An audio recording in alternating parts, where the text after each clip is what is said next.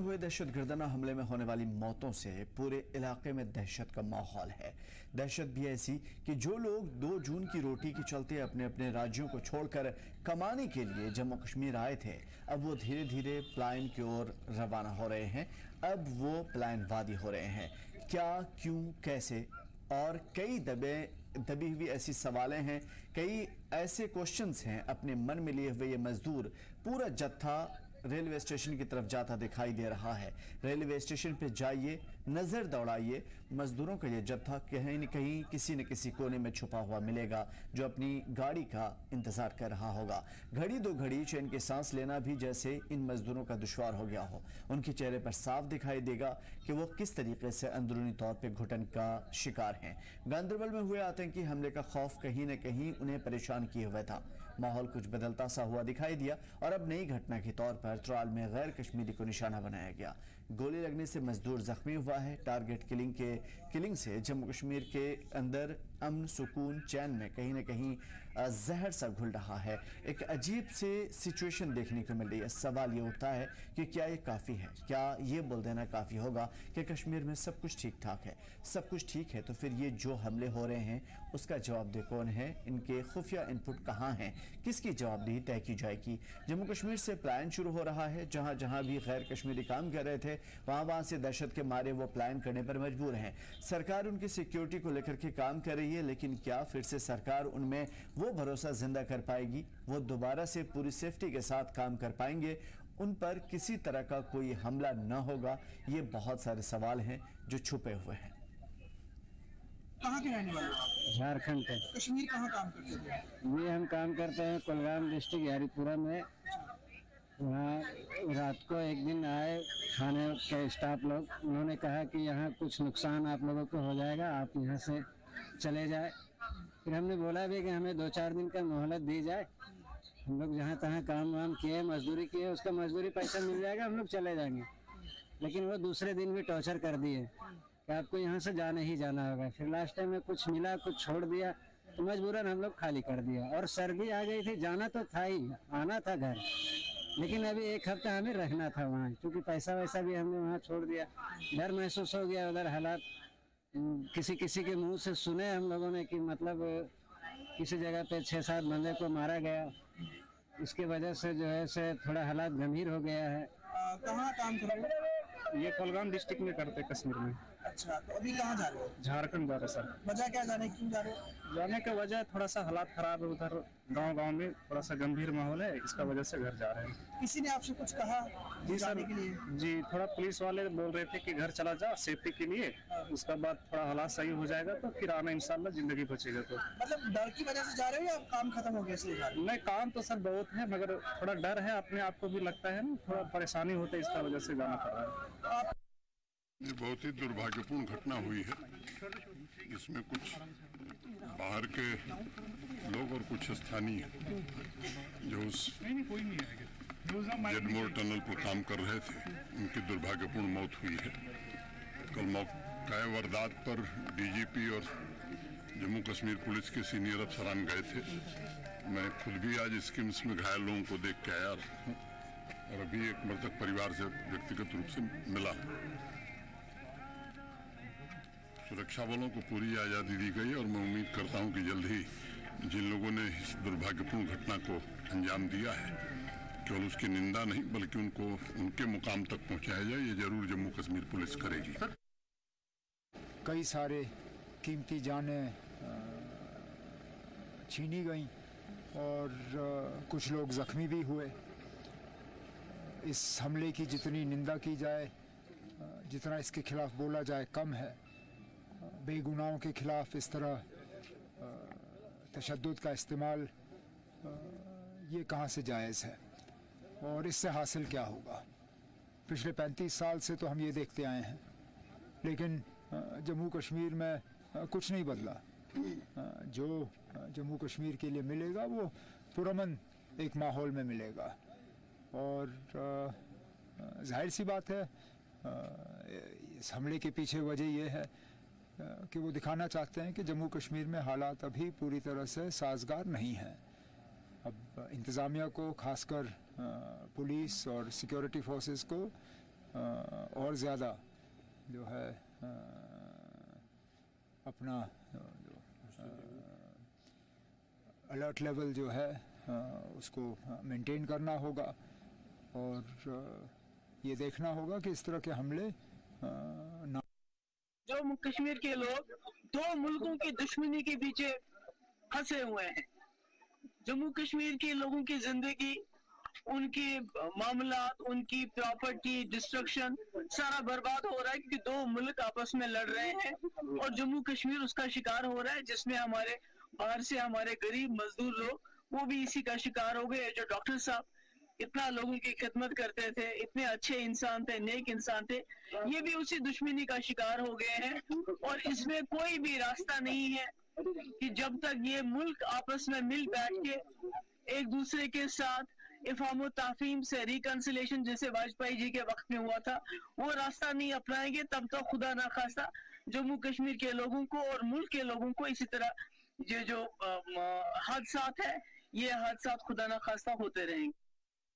तो अब मैं क्या करूं? अगर उन्होंने कल एक बात कही, आज दूसरी बात कह रहे हैं, तो उसमें मैं क्या? आपको लग रहा है कि पाकिस्तान के साथ बातचीत होनी चाहिए? रूलिंग गवर्नमेंट भी ऐसा कहती है कि नहीं। दोनों मुल्कों के बीच में जब तक जंग रहेगी, जम्मू कश्मीर के लोग पिसे जाएंगे।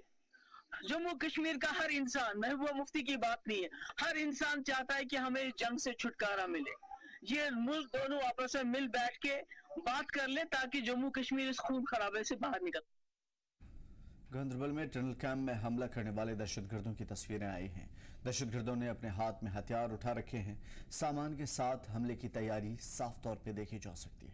देखिए रिपोर्ट पूरी। गांदरबल में गगनगीर कंस्ट्रक्शन साइट पर हमले के दहशतगर्द की तस्वीर सामने आई है। इसमें हाथ में AK-47 राइफल लिया एक दहशतगर्द इमारत में घुसता हुआ नजर आ रहा है। 20 अक्टूबर 2024 देर रात इस दहशतगर्द ने बड़े हमले को अंजाम दिया। इसके कंधे पर हथियारों से भरा बैग था और हाथ में AK-47 राइफल, और ये लगातार आगे अपने टारगेट की तरफ बढ़ रहा था। तस्वीर में आप देख सकते हैं कि इस आतंकी ने एक शॉल ओढ़ रखी है और रात के अंधेरे में दरवाजे से अंदर की तरफ ये बढ़ रहा है। ये तस्वीर CCTV कैमरे से ली गई है। खास बात यह है कि इस दहशतगर्द के हाथ में जो राइफल है उस पर नीले रंग का एक टैग लगा है। जराये के मुताबिक ये वही टैग है जो इससे पहले पीर पंजाल में हुए हमलों में इस्तेमाल हथियारों में लगा था। दरअसल 20 अक्टूबर की देर रात गांदरबल के गगनगीर इलाके में श्रीनगर लेह नेशनल हाईवे की टनल कंस्ट्रक्शन साइट पर दहशतगर्दों ने फायरिंग की थी। हमले में बडगाम के डॉक्टर शहनवाज मीर और उनके अलावा 6 दूसरे कर्मचारी मारे गए थे, जिसके बाद से मारे गए लोगों के परिवार इंसाफ की मांग कर रहे हैं। दहशतगर्द की पहचान फिलहाल सामने नहीं आई है, लेकिन इस हमले की जिम्मेदारी लश्कर-ए-तैयबा से जुड़ी तंजीम द रेजिडेंस फ्रंट ने ली है। कश्मीर में एक्टिव इस दहशतगर्द तंजीम ने पिछले 1.5 साल में कश्मीरी पंडितों, सिखों और नॉन लोकल को निशाना बनाया है। हमले के बाद से बाकी प्रोजेक्ट्स की सिक्योरिटी को भी बढ़ा दिया गया है। जम्मू के अखनूर में चल रहे प्रोजेक्ट्स की सिक्योरिटी भी सख्त कर दी गई है। बता दें कि हमले के बाद गांदरबल और गगनगीर के जंगलों में सर्च ऑपरेशन चलाया गया था। हमले की जांच और हाई अलर्ट के चलते नेशनल इंटेलिजेंस एजेंसी भी गांदरबल पहुंची थी। ब्यूरो रिपोर्ट, केसर टीवी।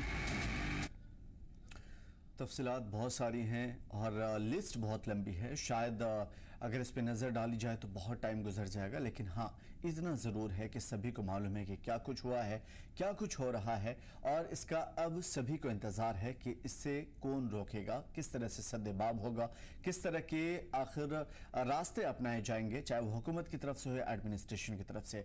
आज हमारे साथ खास मेहमान हैं डॉक्टर अभिजीत जसरोटिया साहब, बीजेपी लीडर हैं, अब्दुल हमीद मलिक साहब हैं, नेशनल कॉन्फ्रेंस के लीडर, और जे के बंसल साहब हमारे साथ जुड़े हुए हैं एज अ डिफेंस एक्सपर्ट। मैं सीधा जसरोटिया साहब आपकी तरफ आने की कोशिश करूंगा। क्या सब कुछ ठीक ठाक है? बोल देना काफ़ी होगा, क्योंकि जम्मू कश्मीर के लोगों को क्या लगता है मुझे नहीं मालूम, लेकिन बाहर के लोगों को ऐसा नहीं लग रहा है। देखिए, सबसे पहले तो बहुत दुख की बात है और बड़ी दुख घटना है। मैं समझ सकता हूँ कि उनके परिवारों पर क्या बीत रही होगी। खैर, हमारी बातें करने से तो उनके यहाँ से कोई नहीं पूछ पाएगा, लेकिन एक बात तो है, ये जो दहशतगर्द है ये तो मानना पड़ेगा कि इनका कोई दीन ईमान, कोई मजहब नहीं। और अगर किसी को लगता है कि ये कोई खास तरह की लड़ाई लड़ रहे हैं, तो आज मुझे लगता है कि इनके लिए बहुत बड़ा जवाब होगा।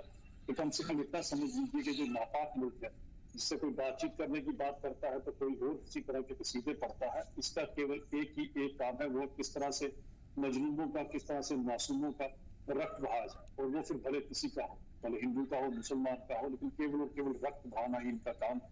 और ये बात जितनी जल्दी यहाँ के नेता और बाकी लोग भी समझ लें उतना ही अच्छा। और जब भी कभी इस मुल्क की बात आए तो हम सबको इकट्ठे होकर खड़ा होना चाहिए। इसके ये तो समझना चाहिए कि एक ऐसा भूखा नंगा मुल्क जो कटोरा लेके भीख मांगता फिरता है हर तरफ, उसको केवल इन्हीं घटनाओं से, इन्हीं टेररिस्ट एक्टिविटी से कहीं आ जाके वो अपना सिस्टम वहां पर चला। तो इतनी बात तो हमें सबको आज इकट्ठे होकर और इस मुल्क के खिलाफ खड़े होने की जरूरत है। और कहीं ना कहीं उन लोगों को भी अपने उन सब नीतियों के ऊपर या उन सब बातों के ऊपर फिर से गौर फरमाने की जरूरत है, जो कभी पीएसए को हटाने की बात करते हैं, जो कभी कहते हैं कि जो कोई भी अंदर है उसको बाहर छोड़ दीजिए, या इनडायरेक्टली कहीं ना कहीं इन सब चीजों को अगर वो इनडायरेक्ट वे से सपोर्ट करते हैं। हम सबको आज सोचने की जरूरत है कि एक बात समझना पड़ेगी कि जो नापाक मुल्क केवल एक भाषा समझता है, वो भाषा जो उड़ी में और बालाकोट में समझाई गई। उसके बाद यहाँ का इंटरनेश और बाकी पार्टियां जो हैं वो कहती थी कि यहाँ कुछ नहीं हुआ, कुछ कहते थे यहाँ पर कोई ऐसी कुछ किया नहीं किया। तो मुझे लगता है कि इन लोगों को कम से कम जो सबूत मांगते थे हमारी ही बात की फौज से, आज इन सबको अपने फौज और अपने लोगों के साथ खड़े होने की जरूरत है, इस पर सियासत करने की। बिल्कुल डॉक्टर अभिजीत जसरोटिया, जो आपने कहा यकीनन इस पे सोचने की ज़रूरत है, और डिफेंस एक्सपर्ट हमारे साथ चूंकि जुड़े हुए हैं, आज इन तमाम चीज़ों की जो आपने कहा उसकी बारीकियों को परखेंगे। मलिक साहब, पहले आपकी तरफ आते हैं। जिस तरीके की चीज़ें हो रही है, एक तरफ स्टेटहुड चाहिए, एक तरफ 370 35 चाहिए, ढेर सारे मुद्दे हैं जो आपको चाहिए, लेकिन दूसरी तरफ इस तरह के मामले हो रहे हैं, तो क्या आपको लगता नहीं है कि आने वाला टाइम शायद इससे भी बुरा हो? नहीं, पहले तो मैं कंडम करना चाहता हूं जो किलिंग हुई। तो दूसरी बात यह है कि हमने पहले भी बताया था कि 370 या 35 या स्टेटहुड का इससे लेना देना कुछ नहीं है। इससे कंबाइन मत कीजिए, इससे जोड़िए मत, क्योंकि स्टेटहुड या ये क्या बोलते हैं 370 या 35 से वो सिर्फ पावर लोगों को दे रहा है, वो मिलिटेंसी के रिलेटेड कुछ नहीं है। आपको आपने पहले भी बताया, जो इन्होंने कहा था कि 370 के हटने के बाद या मिलिटेंसी खत्म हो गई, टेररिज्म खत्म हो गया, आपने खुद ही देख लिया कि इन दिनों में क्या हो गया। इससे 6 महीने पहले भी, क्योंकि हमारे काफी जवान शहीद हो गए, चाहे वो जम्मू रीजन हो चाहे यहाँ हो, तो हमारे बहुत से जवानों ने अपनी शहादतें दी इस मुल्क के लिए, इस डेमोक्रेसी के लिए। तो हम उनको भी कहना चाहते हैं कि वो भी कंडम करना चाहते हैं कि वो भी नहीं होना चाहिए। मगर आप खुद ही देख लीजिए कि 370 का इससे लेना देना कुछ नहीं है। 370 बहाल करने से या स्टेटहुड बहाल करने से या 35 ए बहाल करने से इसमें कोई फर्क नहीं पड़ने आपको नहीं लगता कि 370 या 35 ए की अगर बात की जाए या उसे बहाल करने की कोशिश की जाए तो फ्री विल हासिल होता है और हालात ज्यादा उन लोगों के हक में पावरफुल होगा और पाकिस्तान इसका फायदा उठाएगा? मलिक साहब, आप कहते हो फ्री विल, कैसे उनको फ्री विल मिलेगा? कौन फ्री विल देगा? क्या हमारे वो रिश्तेदार है? तो आप बात हम पर ही ओढ़ देते हो ना कि हमारे रिश्तेदार हुए हैं तो होम मिनिस्ट्री खुद चला रही है सारा कुछ, या इनके पास सिक्योरिटी सिस्टम सारा इनके पास है, तो क्यों नहीं रुकता? फिर मुझे वो भी बता दीजिए ना। हम पर ओढ़ने की जरूरत नहीं है, देखने की जरूरत है, मिलकर काम करने की जरूरत है। स्टेटहुड पावर दे रहा है, देता है लोगों को, यहाँ की आवाम को, जिन्होंने वोट डाले हैं, तो ये उनको थोड़ी पावर देगा या मिलिटेंसी को उभारने के लिए थोड़ी है। हम मिलजुल कर काम करेंगे तब खत्म होगा। डिक्लाइन हुआ है, आपको खुद मालूम होगा, काफी डिक्लाइन हुआ है। लेकिन मलिक साहब, क्या ये महज ठीक है, डिफेंस की बात हम उनसे पूछेंगे, जसरोटिया साहब इसीलिए जुड़े हुए हैं हमारे साथ। मैं सिर्फ एक सवाल के साथ आपसे एक सवाल पूछ करके मैं आगे बढ़ना चाहूंगा। क्या ये महज इत्तेफाक है कि जैसे ही आपकी हुकूमत बनती है टारगेट किलिंग शुरू हो जाती है? पहले तो कश्मीरी पंडित थे निशाने पर, अब गैर मुकामी मजदूर यहाँ पे निशाने पे हैं, तो क्या आपको लगता है कि ये महज इत्तेफाक है? इत्तेफाक की बात नहीं है, मैं बोल रहा हूँ ये वेस्टर्न इंटरेस्ट काम कर रहे हैं कि यहाँ डेमोक्रेसी ना चले। और दूसरी बात, बिल्कुल आता हूँ डॉक्टर जसरोटिया साहब, आपकी तरफ आता हूँ मैं। जी बोलिए मलिक साहब। सारा सिक्योरिटी सिस्टम, चाहे पुलिस हो, चाहे आर्मी हो, चाहे बीएसएफ हो, सीआरपीएफ हो, वो होम मिनिस्ट्री के अंडर आता है, वही काम कर रहे हैं। अभी हमारी मुद्दाखलत नहीं है उसमें, क्योंकि जुमा 8 ही दिन हो गए हमें हुकूमत लेते हुए। तो हम थोड़ी उनको संभाल रहे हैं, डायरेक्टली होम मिनिस्ट्री संभाल रही है, ये डायरेक्टली उन पर जाता है। वो सिक्योरिटी सिनेरियो में कहीं फेल हुए हैं, हमें पता नहीं है अभी कहाँ क्या हो रहा है, मगर हम अफसोस करते हैं क्योंकि एक ये सीधी बात है कि एक इंसान का कत्ल पूरे इंसानियत का कत्ल होता है। हम कंडम करना चाहते हैं क्योंकि जब सेफ नहीं रहेगा तो हम भी सेफ नहीं है, ये भी सेफ नहीं है, या कोई ऐसे सेफ नहीं रहेगा। हम मिलजुल कर काम करेंगे इस सिक्योरिटी सिनेरियो को सुधारने के लिए और कश्मीर को वही कश्मीर बनाने के लिए जिस कश्मीर को लोग शाबाशी देते थे अमन के लिए, भाईचारे के लिए, पीस के लिए, तो उस कश्मीर को बनाने की कोशिश करेंगे, उसमें हम पूरा सेंटर का साथ देंगे। बिल्कुल ठीक है, आप जरूर सेंटर का साथ दीजिएगा, लेकिन मैं डॉक्टर जसरोटिया से इसका जवाब लूंगा। उससे पहले मैं बंसल साहब आपकी तरफ आने की कोशिश करूंगा। ये जिस तरह की चीजें चल रही है, देखिए ये एक ऐसी चीज नहीं है, ऐसी इंसिडेंट नहीं है जिसे फौरी तौर पे नजरअंदाज कर दिया जाए और कहा जाए कि ठीक ठाक है सब कुछ। आपको लगता है कि आने वाले दिनों में और अगर और भी ज्यादा फ्री विल मिलती है, चीजें और भी ज्यादा आसान होती है, तो इस तरह के हादसे और भी ज्यादा होंगे? गुड इवनिंग अमीर जी। अमीर, ये जो है ये तो आप इसका देखिएगा कि 370 हटने के बाद काफी दिन तक शांति रही। अभी आप अगर इसके बैकग्राउंड में जाएं तो जून के महीने से अटैक हो रहे हैं। पहले जो ये स्टार्ट हुए थे जम्मू के अंदर में, अभी कश्मीर में भी हो गए हैं। और इसका एक कारण ये भी है कि हमको अपनी फोर्सेस मूव करनी पड़ी थी जम्मू कश्मीर से लद्दाख के लिए, जब चीन के साथ में स्टैंड ऑफ हुआ था। तो एज ए रिजल्ट जो है टेररिस्ट वहां से आए हैं। तो एक बात समझने की ये है कि अभी ज्यादातर जो टेररिस्ट हैं वो सब कश्मीर के पाकिस्तान से आए हुए हैं और कश्मीर के अंदर में उस तरह की स्थिति नहीं है। अब क्या है कि पाकिस्तान जो है उसके पास में अपनी कोई उसकी सारी अपनी फेल स्टेट है, उनके अंदर में उनकी इकोनॉमी खराब हुई है, उनका अंदर में एक जो बड़ा प्रदर्शन होते रहते हैं। और तो अब जब एसयू की मीटिंग हुई थी तो उनको सेना बुलानी पड़ी थी और उनसे जो है इमरान खान भी नहीं समझ रहा है। एज ए रिजल्ट जो वो इधर उधर बात करते हैं, जाकर के वो मुद्दा उठा देते हैं, कभी यूएन में उठा देते हैं, कभी इधर उधर उठा देते हैं। अब वो बात उनको ये समझ जानी चाहिए, जो कि काफी पाकिस्तान के पत्रकार और समझदार इस बात को कहते हैं कि भाई अब ये मामला अब 370 हट गया तो यहाँ से अब वो कुछ हो तो सकता नहीं। तो अभी तो जो है अब जो पूरा जो उनको कुछ वो जो उनके पास पीओके हैं उसको संभाल लें। अब तो पीओके वाले भी हमारे पास आने को तैयार हैं यहाँ के डेवलपमेंट को देखते हुए। हाँ, हालांकि ये है कि ये जो घटनाएं हो रही हैं अभी भी, जो हुआ जो जून के महीने में पहले जब प्राइम मिनिस्टर ने शपथ ली थी उस समय पर, उसके बाद में कुछ हुए जो अटैक और कुछ सिक्योरिटी फोर्सेस के में भी। और ये भी क्या है, तो टेररिस्ट का मेन मकसद यहाँ पर जो है एक आतंक फैलाना है, लोगों को डराना है कि यहाँ जो कोई किसी तरह का डेवलपमेंट ना हो।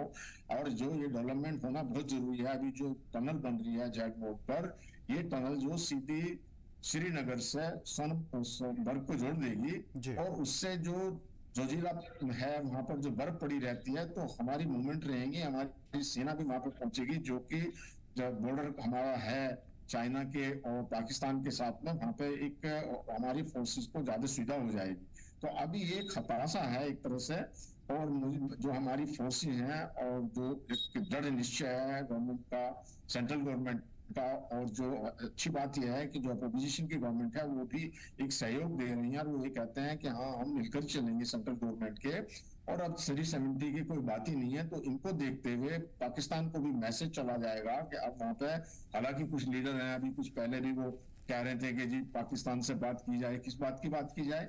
और जो उनसे मतलब क्या है, अभी जो हमारा ये जेएंड के हिंदुस्तान का अभिन्न अंग है और रहेगा, तो उनका क्या लेना देना इसमें। और बात यह है कि बात से तो कोई मतलब नहीं है, लातों के बातों से नहीं मानते। अभी समय आ गया है कि जो पहले सर्जिकल स्ट्राइक और एयर स्ट्राइक है, उस तरह के जो उनके ट्रेनिंग कैंप है उन पर दोबारा जो है स्ट्राइक किया जाए और जो टेररिस्ट उधर हैं उनको नस्ते नाबूद किया जाए। जी बिल्कुल। बंसल साहब, जिस तरीके से आप कह रहे हैं कि पाकिस्तान को सबक जो है ये चीज पढ़ लेना चाहिए, मैं आपसे ये समझने की कोशिश करूं किस तरह के सबक की बात करें सर आप। वो जब भी चाहते हैं, उनके मामला दुरुस्त नहीं है, वो जब भी चाहते हैं हमारे यहाँ हमला कर देते हैं। हम उनसे बातचीत के लिए उनको बुलाते हैं या बातचीत के लिए हम रास्ते खोलने की कोशिश करते हैं। ये किस तरह की ऐसी चीज, हम क्या पैगाम देना चाहते हैं? क्या हमारे पास एक ऐसा कंक्रीट और मजबूत ऐसा कोई प्लान नहीं है जिससे हम सरहद पार उन्हें दूर धकेल पाए कि भाई तुम जैसे भी रहो, मरो खपो जियो, लेकिन कम से कम हमारे इसमें इंटरफेयर ना करो? देखिए, अभी हमारे तरफ से ये बात तो क्लियर हो गई है कि terrorist and talk can not go together.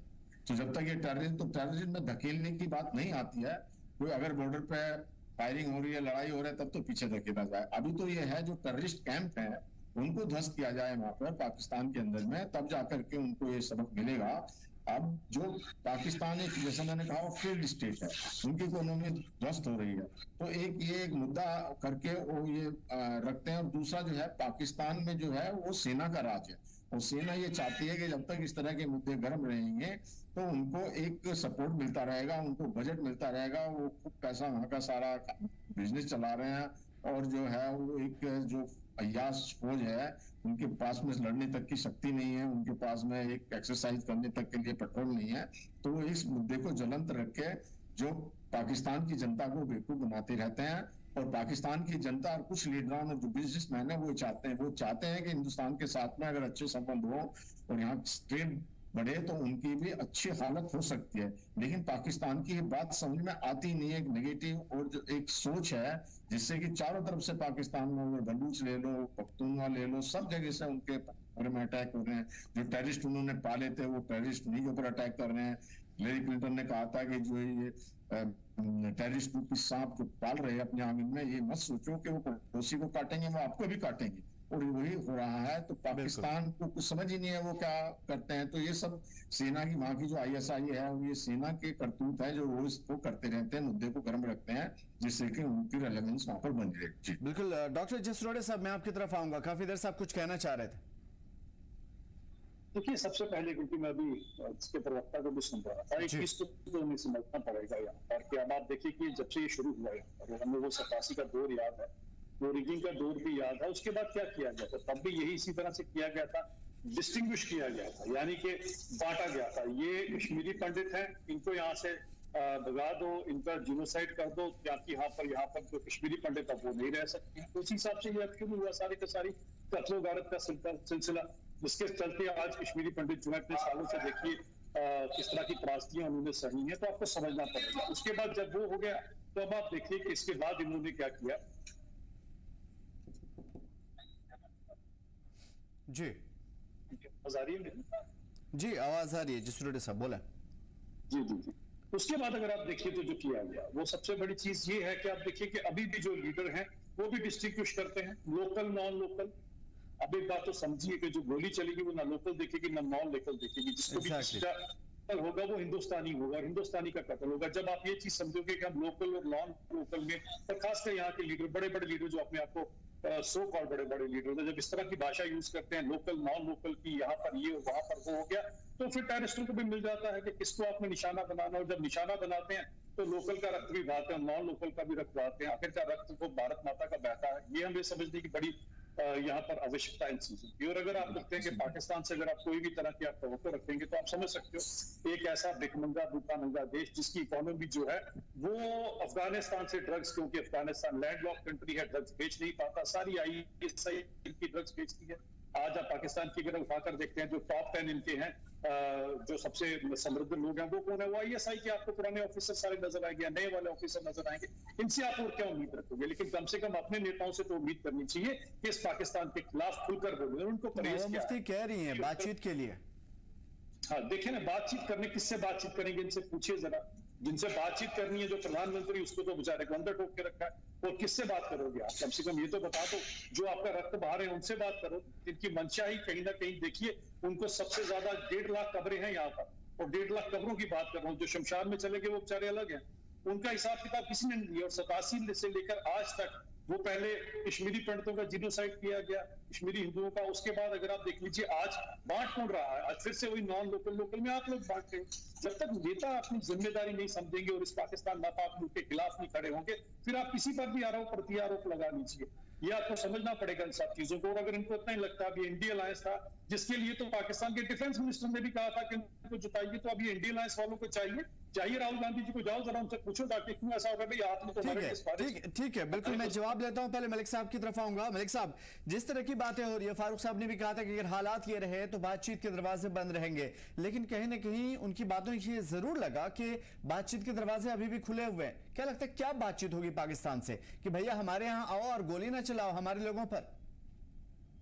नहीं, वो तो फारूक साहब ने कहा कि तब तक बातचीत नहीं होनी चाहिए जब तक यहाँ हालात ठीक न हो, जब तक वो यहाँ टेररिज्म जो है उसको बूस्ट ना करे, जो वो छोड़ दे, वो जो वहां से आते हैं उनको बंद करे वहां से, तो वो नहीं हो सकता। मगर फिर मैं कहना चाहता हूँ कि हमें भी सोचना चाहिए कि सिक्योरिटी लैप्सेस कहीं से हुए। अगर सिक्योरिटी लैप्सेस नहीं होते तो ये नहीं होता, क्योंकि मैंने पहले भी बताया सिक्योरिटी डायरेक्टली होम मिनिस्टर के हाथ आती है। तो दूसरी बात, ये जो भाई मेरे कहते हैं मैसेकर की बात, पंडितों की मैसेकर की बात, हम अभी भी कंडम करना चाहते हैं उन जो कत्ल हुए, जो पंडित भाई हैं हमारे, जिनने शहादतें दी अपने मुल्क के लिए। तो उसमें ये भी तो दर्ज कर दीजिए कि मुसलमान भी बहुत ज्यादा मरे। वो भी बता दीजिए कि 1947 में जो जम्मू में मैसेकर हुआ उसका भी कंडमनेशन जरूरी है। तो एक साइड से कंडमनेशन नहीं करते। मलिक साहब, सवाल यही तो है, उन्होंने भी तो यही कहा कि जब गोली चलती है तो ये देख के नहीं चलती है कौन हिंदू है कौन मुसलमान है। और कश्मीरी पंडित की रही बात, जिस तरह के हालात बन रहे हैं जम्मू कश्मीर में इस वक्त, हुकूमत आपकी है, हालात ऐसे रहे तो वो बेचारे वापस लौटने के बारे में क्या सोचेंगे? मरकजी सरकार यहां पे अमन बहाल करके सीधे तौर पे कश्मीरी पंडित को वापस कैसे बसा पाएंगे? नहीं, यही तो बताते हैं अमन था, या यही तो बताते हैं या टेररिज्म खत्म हुआ था, यही तो बताते थे पथराव कहां खत्म हुआ। अब कैसे बता सकते हैं एक इंसिडेंट से कि सारा माहौल खराब हो गया? एक इंसिडेंट हुआ, उससे पहले भी इंसिडेंट हुए, मगर मीडिया ट्रायल हुकूमत बनने के बाद ज्यादा हो गई, बस इतना ही फर्क है। पहले ट्रायल नहीं होती थी, पहले होम मिनिस्ट्री दबाते थे, नहीं बात मत करो। अब सब लोग बात करने लगे क्योंकि डेमोक्रेटिक सरकार है, उमर साहब चीफ मिनिस्टर है, इसलिए वो उनको दबा डालने के लिए आप स्टेट भी मत मांगिए, आप 35A भी मत मांगिए, आप 370 मत मांगे, आप उनको जोड़ना चाहते हो, हम जोड़ने नहीं देंगे क्योंकि 370 और मिलिटेंसी का कोई वास्ता नहीं है। तो सर आप ये कहना चाह रहे हैं मलिक साहब, सर आप ये कहना चाह रहे हैं कि ये सेंट्रल गवर्नमेंट करवा रही है? आप सुनिए ना, सेंट्रल डिसाइड, मैं कैसे कह सकता हूं सेंट्रल गवर्नमेंट का करा? अभी आपने कहा ना कि बदनाम करने के लिए कर रहे, तो आवाम तो कर नहीं सकती, कौन करेगा फिर? मजबूत करने की जरूरत है। लैप्सेस कहां हो रहे हैं? क्योंकि ये भी इंसिडेंट आज हुआ, एक इंसिडेंट को आपने बड़ा बता दिया, मगर इससे पहले कितने इंसिडेंट हुए? इंसिडेंट्स हो रहे हैं, मगर ये भी बताता जाऊं, एक रेट तो जाता है, इंसिडेंट्स बहुत कम हो रहे हैं। जो 2010 से पहले होते थे या 2016 से, अब उतने नहीं हो रहे हैं। अब अमन आया है, अब ये छोटे मोटे ये जो आग जब लास्ट पर हो जाती है ना, वो धुआं ज्यादा निकालती है, तो वही हो रहा है, ये खत्म हो रहा है, ये बो डाउन हो रहे हैं, ये खत्म हो रहे हैं, इसीलिए इंसिडेंट हो रहे हैं। मैं फिर बोलता हूँ, ये कश्मीर वैसा ही कश्मीर बनेगा जो अमन के लिए, जो खुशहाली के लिए, जो भाईचारे के लिए, जो मेहमान नवाजी के लिए मशहूर था। इंशाल्लाह वही बनेगा अगले 2 साल में। चलिए, हो सकता है 2010 में आपकी हुकूमत न हो तो आप जरूर गिनवा रहे हो, 2016 में बीजेपी की हुकूमत थी तो शायद वो जिम्मेदार हो। जवाब हम जरूर लेंगे। बंसल साहब, मैं आपकी तरफ आने की कोशिश करूंगा। हमारी फौज हमेशा सतर्क रही है और हर तरह की नापाक कोशिशों को नाकाम करती रही है। मैं आपसे ये समझने की कोशिश करूंगा कि ये जो आ रहे हैं उस तरफ से या उस पार से, क्या कोई ऐसा मैकेनिज्म नहीं है कि ये जो चंद हैं या 1-2 हैं या 2-4 हैं जो कहीं ना कहीं आकर के नासूर बनते जा रहे हैं, इनको भी पीछे धकेल दिया जाए या कहीं ना कहीं नेस्त नाबूद कर दिया जाए इन्हीं की मिट्टी में? देखिए, आपने बहुत अच्छा प्रश्न पूछा है जी। जो वो एरिया है वो पाकिस्तान के साथ में, वो काफी पोरस है, बहुत बड़ा है, जंगलों के बीच में है। कुछ स्लीपर सेल भी हैं यहाँ पे जो ओवरग्राउंड वर्कर हैं, उनके साथ में मिलकर वो काम करते हैं। अभी क्या है, जो मैंने पहले बताया आपको कि जिस पहले हमारी फोर्सेस यहाँ पर इस एरिया में थी और वो चप्पे चप्पे पे लगी हुई थी और उनका अपना एक ग्रिड बनी हुई थी कि जिससे कि किसी भी एरिया से कोई ना आ पाए। जैसे ही वो स्पार्स हुई या कम हुई तो कुछ एरिया ऐसे रह गए हैं जहां से वो आ जाते हैं।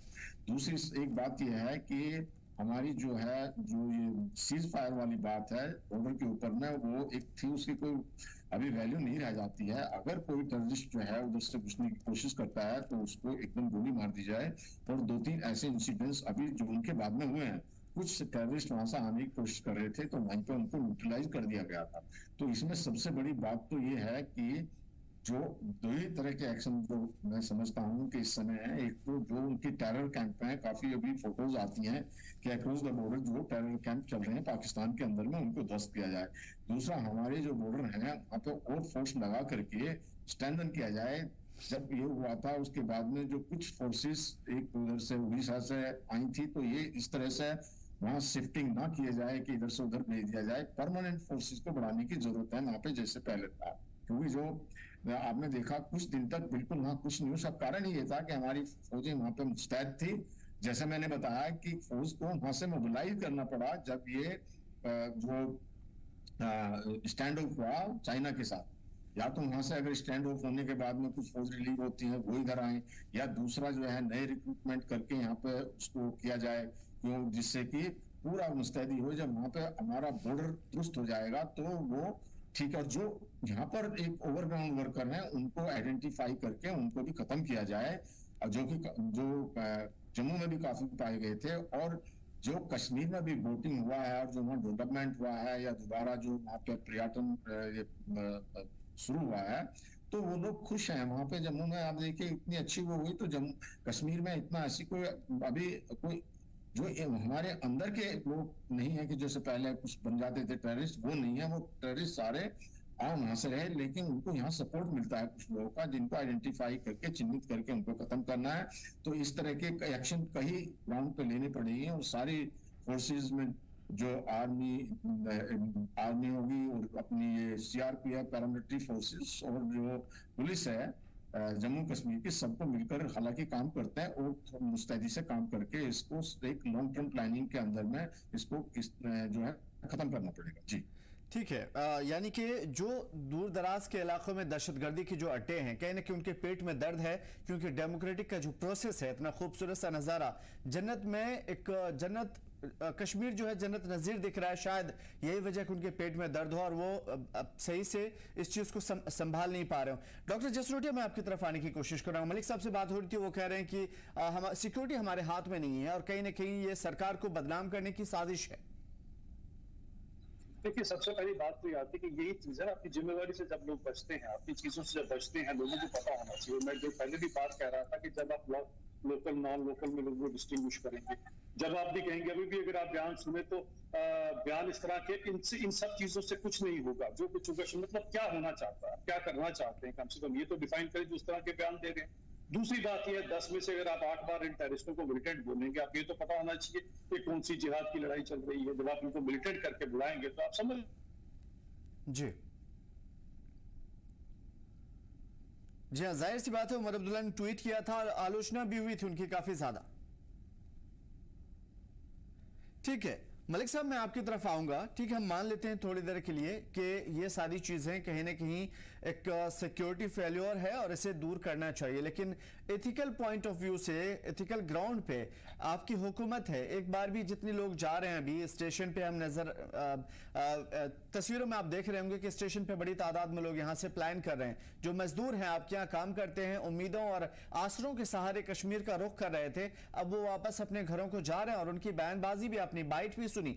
मैं आपसे ये समझने की कोशिश करूंगा कि हुकूमत का एक भी बंदा, एक भी शख्स उनको रोकने में कामयाब क्यों नहीं रहा। वो ये क्यों आप कहते हुए नजर नहीं आए कि भाई देखो, इस तरह के इंसिडेंट इक्का दुक्का हैं, हम कोशिश कर रहे हैं कि हम इसमें जो है इन लोगों को नेस्तो नाबूद करें और यहाँ पे अमन बहाल करें, लेकिन तुम लोग मत जाओ, ये तुम्हारा घर है और तुम्हें हम वेलकम करते हैं, यहाँ पे कोई खतरा नहीं है। ये बात आपकी सही है, क्योंकि वो सेफ और सिक्योर या फील नहीं कर पा रहे थे, तो वो गई, हमारे भाई है, तो हम कोशिश करेंगे इंशाल्लाह सारों को वापस लाएंगे। एक खुशगवार माहौल बनाने की जरूरत है। तो ये बात भी सही है, हम जिम्मेदार हर कोई है, चाहे मैं हूं, चाहे आम लोग है, चाहे आम कश्मीरी वोटर है, चाहे कश्मीर में रहने वाला कोई भी बंदा है। जिम्मेदारी बनती है इस माहौल को ठीक करने की, जिम्मेदारी बनती है अपने मुल्क को प्रोग्रेस होता हुआ देखने की, जिम्मेदारी बनती है कि इस जो टेररिज्म है यहाँ, ये जड़ से उगड़े। तो जिस तरह की मदद हमसे हो सके हम करेंगे, क्यों नहीं करेंगे, क्योंकि रहना तो हमें ही आए, हमें हमारे बच्चों को रहना है, उनको सेफ सिक्योर फील कराना है कि आप रह सकते हो, आप पढ़ सकते हो, लिख सकते हो, डॉक्टर बन सकते हो, इंजीनियर बन सकते हो, आप अच्छे माहौल में। ये माहौल हम उनको नहीं देना चाहते कि आप घर से निकलो और खुदा न खास्ता वापस भी मत आओ। तो जिम्मेदारी हम सबकी बनता है। जिम्मेदारी के हम नहीं बोलते कि हम जिम्मेदारी से वो मुंह मोड़ रहे हैं या छोड़ रहे हैं, जिम्मेदारी सबकी बनती है। कोशिश होगी, क्योंकि जुम्मा 8 ही दिन हो गए अभी उमर साहब को हुकूमत संभाले हुए, कोशिशें बहुत हो रही है कि मैंने पहले भी बताया कि वेस्टेड इंटरेस्ट कुछ काम कर रहे हैं जो टेररिज्म को बढ़ावा देकर डेमोक्रेटिक सरकार को तंग करने की कोशिश हो रही है। मगर मैं ये अपील करना चाहता हूं यहाँ से, जो सेंटर में हमारी बैठी हुई सरकार है वो भी हमारा सपोर्ट करे, क्योंकि लोगों के एक्सपेक्टेशन बहुत ज्यादा है। मैंने पहले भी कहा कि मरहम लगाने की जरूरत है, इन जो जख्म लगे उनको नासूर बनाने की अब जरूरत नहीं है।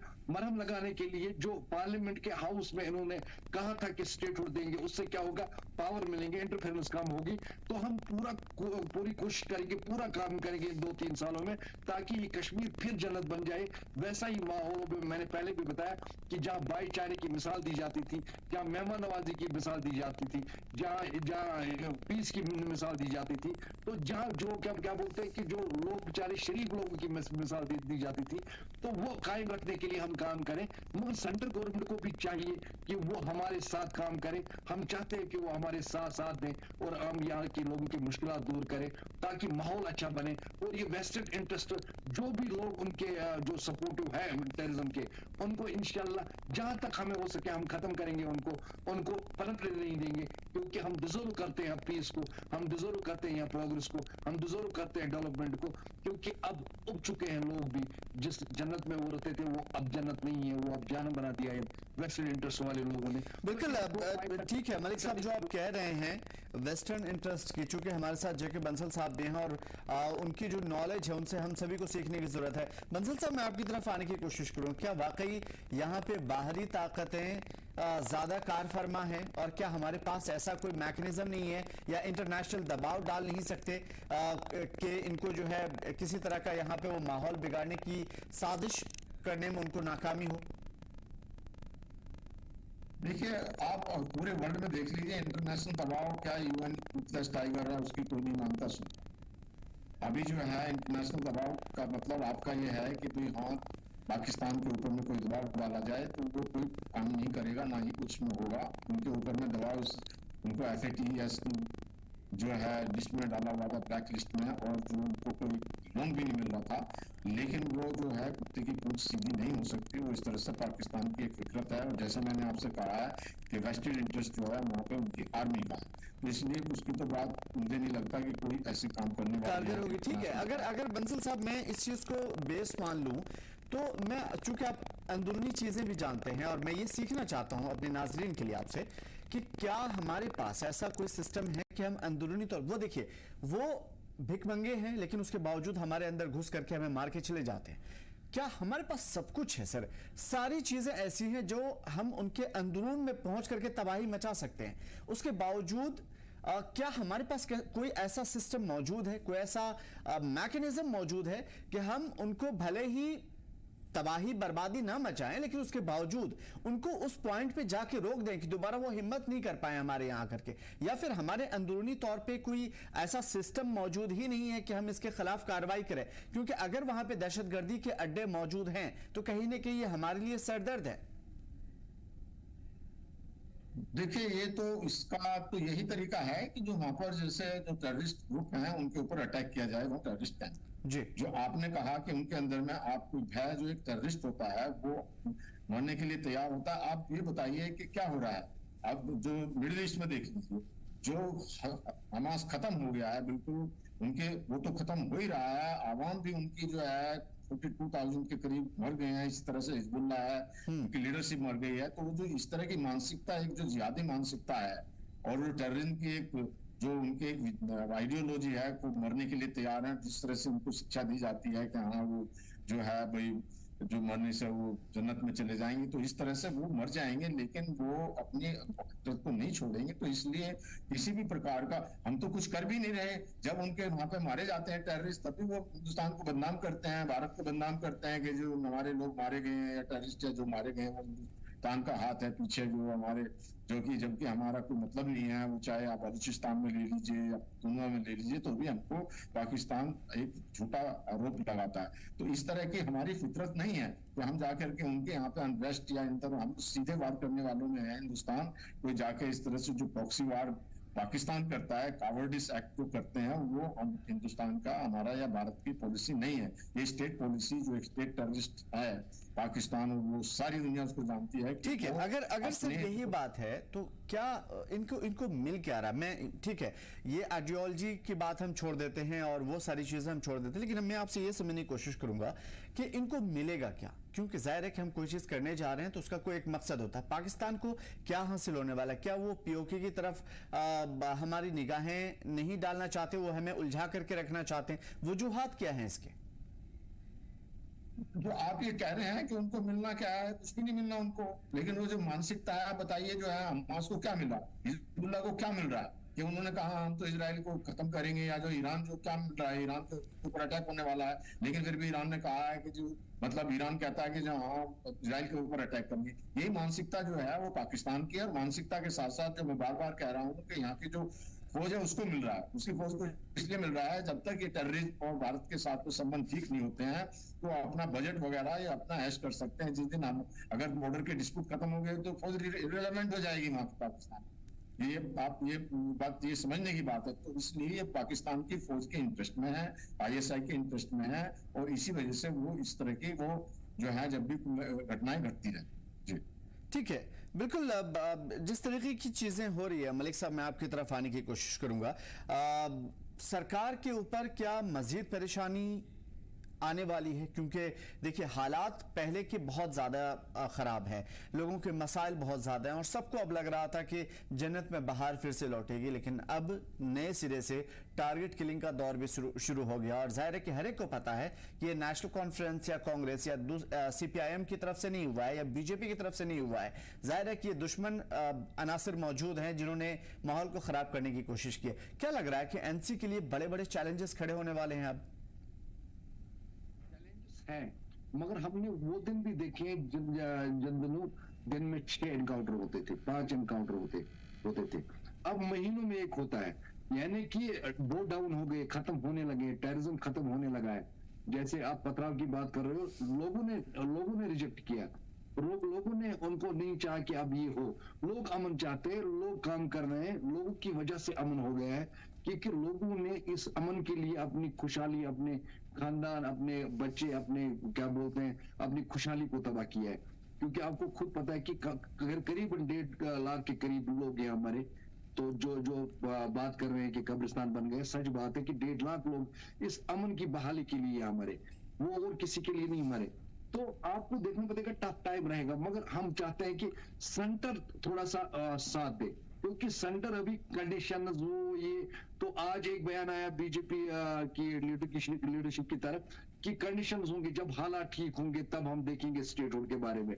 मगर मुझे बता दीजिए, तो आप अपना फेलियर खुद ही जाहिर करते हो लोगों के सामने कि हम फेल हो गए, क्योंकि सारा कुछ आपके पास है, होम मिनिस्ट्री आपके पास है, यहाँ जो LG साहब है सारा चलाते हैं, तो इसका मतलब है आप फेल हो गए हो, मगर कंडीशन हम पर डाल देते हो। ये कोई ठीक बात नहीं है। हमें मिलजुल कर काम करना चाहिए, मिलजुल कर काम करना पड़ेगा जम्मू कश्मीर के लोगों के लिए और इस टेररिज्म को खत्म करने के लिए।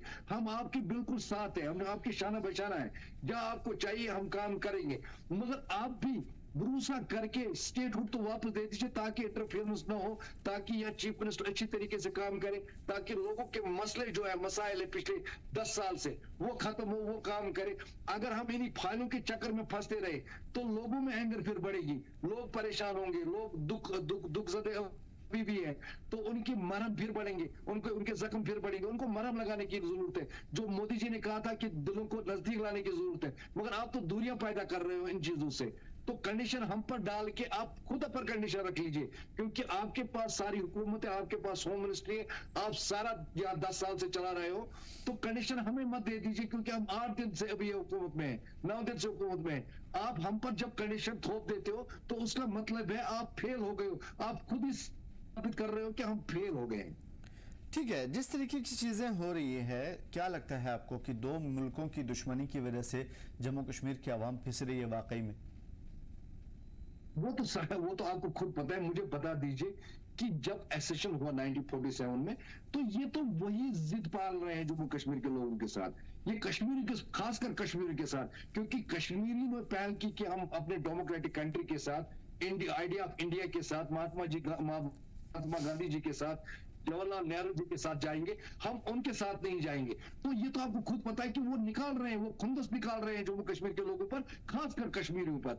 तो ये भी समझने की जरूरत है हिंदुस्तान के लोगों की, खुंदस सारी हम पर निकाली जा रही है। यहाँ लोग मर रहे हैं, यहाँ कश्मीरी मर रहा है, चाहे किस तरह से उन्होंने यहाँ बंदूक डाली, उसमें भी कश्मीरी मरे। यानी कि खुंदस सिर्फ हमारे खिलाफ है, इसलिए कि 1947 में आपकी चॉइस थी हमारे साथ आने की, मगर आप क्यों नहीं आए? वो समझते हैं कि ये धोखेबाज लोग हैं, इन्होंने हमें धोखा दिया, इनको हमारे साथ आना चाहिए, मगर ये आइडिया ऑफ इंडिया के साथ गए, वही खुंदस निकाली जा रही है, वही हो रहा है। और NC की ज्यादा खुंदस निकाल रही है, क्योंकि NC पहली तंजीम है जिन्होंने चाहा कि आइडिया ऑफ इंडिया के साथ जाए, तो इसीलिए एनसी के तकरीबन 10,000 वर्करों को यहाँ शहीद किया गया।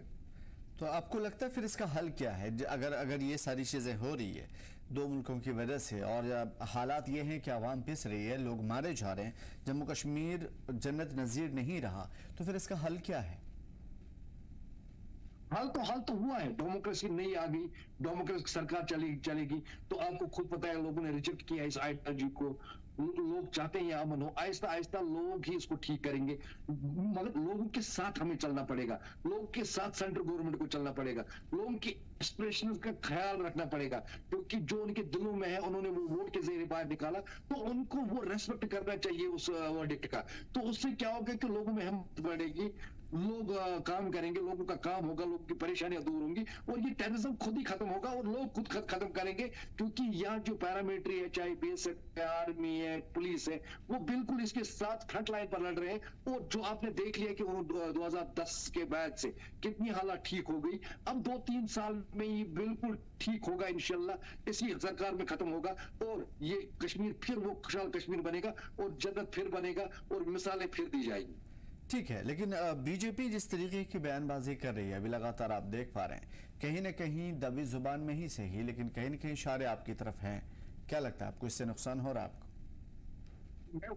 मैं वही कहता हूँ सेंट्रल गवर्नमेंट को चाहिए कि लोगों के एस्पिरेशन का और वर्डिक्ट का ख्याल करे। तो जो खुंदस वो निकाल रहे हैं उस खुंदस का जवाब देने के लिए लोगों की चुनी हुई सरकार की मदद करे, जो लोगों की चुनी हुई सरकार को पावर दे ताकि वो लोगों का काम करे। अगर ये डिस्टेंस बढ़ने लगी यानी सेंट्रल गवर्नमेंट और स्टेट गवर्नमेंट की, लोगों के काम नहीं होंगे, लोग परेशान होंगे, लोगों के जख्मों को मरहम नहीं लगा पाएंगे, तो उससे क्या होगा कि ज्यादा गैप बढ़ जाएगी, वो दिलों की दूरियां बढ़ जाती है। तो वो अच्छी बात नहीं है अपनी कंट्री के लिए, स्टेट के लिए। दिलों की दूरी को बढ़ाने के लिए आप जल्दी से स्टेटहुड दे दीजिए ताकि काम स्टार्ट हो, या इंटरफेरेंस के बगैर काम हो। तो और आप ये देखते हो कि आप खुद भी समझते हो कि 2010 के बाद आज ये वाकया हो, उससे पहले भी हमारे पंडित भाई यहाँ शहीद हुए, उनको भी मारा गया वेस्टर्न इंटरेस्ट लोगों ने, टेररिस्टों ने। तो उससे पहले भी इसको क्या बोलते हैं, पंडित जी को मारा गया। तो ये नहीं कि वो काम कर रहे हैं 6-6 महीनों के बाद, 5-5 महीनों के बाद हमें उलझाने की कोशिश हो रही है, मगर हमें इससे बाहर निकलना पड़ेगा। जहां जहां हमें खतरा दिखते हैं वहां सिक्योरिटी बढ़ानी पड़ेगी, जहां जहां हमारे लोग काम करते हैं जिनको चाहिए सिक्योरिटी उनको देनी पड़ेगी ताकि सेफ रहे, उनको मौका न मिले ये न्यूज बनाने का, ताकि हमारी न्यूज चैनलों पर आगे सिर्फ डेवलपमेंट की बात आए, किलिंग की बात ना आए, ये दौड़ने की बात ना आए, ये प्लान की बात ना आए। तो उसके लिए हम सबको काम करना पड़ेगा। सेंट्रल गवर्नमेंट को भी फिर कहता हूँ अपील है कि चाहिए कि वो ठीक है, सेंट्रल गवर्नमेंट से मुलाकात भी हुई उमर अब्दुल्ला साहब की, आपको बेहतर मालूम होगा, और बातचीत भी होम मिनिस्ट्री से। मैं आपसे ये समझने की कोशिश करूंगा, अगर स्टेटहुड मिल जाता है आपको तो क्या हासिल होगा, इससे क्या फायदा होगा? मैं पॉजिटिव वे में समझने की कोशिश करूंगा आपसे कि अगर पावर आपके हाथ में दी जाती है तो फिर किस तरीके से इन तमाम चीजों पर रोक लगाई जा सकती है? डेफिनेटली देखो सर, जैसे पहले लगाई जाती थी उससे ज्यादा लगाई जाएगी। लोगों के लिए पावर मिलेगा चीफ मिनिस्टर को, ताकि फाइलें उलझे ना, ताकि जो लोग यहाँ काम कर रहे हैं, जो करप्ट ऑफिसर्स है, बाकी चीजें हैं जिन्होंने कश्मीरी को तंग किया, उनको ट्रांसफर करके उन जगहों पर भेजा जाए ताकि वो वहां बंद रहे और अच्छे लोग आगे आए। क्योंकि आपको पता है ब्यूरोक्रेसी ज्यादा परेशान करती है लोगों को। और दूसरी बात, जो फाइलें हम भेजेंगे डेवलपमेंट के लिए वो फंसे ना, उनमें टाइम ना लगे, तो इसीलिए सारा कुछ हो रहा है। और जो जॉब की प्रॉब्लम है, जो पहले भी मैंने बताया कि जम्मू कश्मीर के लोगों को मिलनी चाहिए, जो 1 लाख जो जॉब है वो जम्मू कश्मीर के लोगों को मिलनी चाहिए। वो मैं बोल रहा हूँ कि अदर स्टेट्स को नहीं मिलनी चाहिए, ताकि यहाँ की जो अभी अनएम्प्लॉयमेंट रेट नंबर 1 पर है वो थोड़ा नीचे आए। तो यहाँ एम्प्लॉयमेंट जब बढ़ेगा, जब यहाँ ज़हनियत अच्छी होगी, जब पढ़ाई की तरफ लोग लग जाएंगे, ड्रग एडिक्शन दूर होगा, तो ये दौर सारा खत्म हो जाएगा। इंशाल्लाह आप खुशहाल कश्मीर देखोगे उसके बाद। जिस तरह के अभी चैलेंजेस हैं उमर अब्दुल्ला के पास, 5 साल में वादे कितने पूरे होते हैं ये अलग बात है, लेकिन क्या सिर्फ जम्मू कश्मीर की आवाम अपने अंदर की ये जो बेचैनी महसूस कर रही है इस वक्त, और जो जिस तरीके से बाहर के लोग जम्मू कश्मीर में काम कर रहे थे, क्या आपको लगता है कि इन तमाम कश्मकश के बीच में उन लोगों के ऊपर भी असर पड़ेगा जो कश्मीर के लोग बाहर के स्टेट में हैं? क्योंकि यूनिवर्सिटी में या फिर इलाकों में अलग अलग बहुत सारी जगहों पे कश्मीर के लोग भरे हुए हैं, आपको नहीं लगता कि कहीं ना कहीं उनके ऊपर भी टारगेट किया जा सकता है? और देखो हमने ये दौर देखे हैं 2010 में, 2016 में, 2019 में, ये दौर हमने देख लिए। वो जो मजदूर यहाँ आते हैं उन्होंने ये भी दौर देखे हैं, इससे ज्यादा मुश्किलात वाले दौर देखे हैं, जिनमें ज्यादा मुश्किलात इनकी हुई और हमने भी देखा, हमारे स्टूडेंट ने भी देखा, इससे ज्यादा मुश्किल ये गुजर जाएंगे, ये सियाह दिन गुजर जाते हैं और अच्छे दिन आ जाते हैं। तो यकीन रखना चाहिए, देखो नामुमकिन कुछ चीज नहीं है, पॉसिबल कुछ चीज नहीं है, पॉसिबिलिटी आती है। डेमोक्रेटिक कंट्री है, जहाँ 10 लोग हमारे स्टूडेंट को तंग करेंगे, वहां 50 लोग खड़े हो जाते हैं, नहीं आप गलत कर रहे हो, इन्होंने नहीं किया, ये वेस्टेड इंटरेस्ट लोगों ने किया, टेररिज्म ने किया, इन लोगों के घर वालों ने किया या इनके घर वालों, इनके बाप ने नहीं किया, इनको क्यों छेड़ते हो। वहां 20 लोग अच्छे भी खड़े हो जाते। इसी तरह आज होगा कि जो लोग गए मगर आधे से ज्यादा लोग, मैं आपको दिखाऊंगा मेरे गांवों में, मेरे इलाके में अभी भी बैठे हैं, जिनसे बात मैंने की आज, मैंने कहा आप आराम से बैठो, जो हमारा हाल है हम भी इसी हालात में गुजर रहे हैं, जितना हो सके हमारी जान जाएगी मगर आपकी तरफ आँच आने नहीं देंगे। तो होता है, जो जहां आप 10 आदमी देख रहे हो, 50 आदमी देख रहे हो जाते हुए, मगर आप 200 आदमी देखोगे जो अभी यहाँ है, जिनको इन हालात का पता है, उनको पता है ये सियाह डल जाएंगे। बिल्कुल यही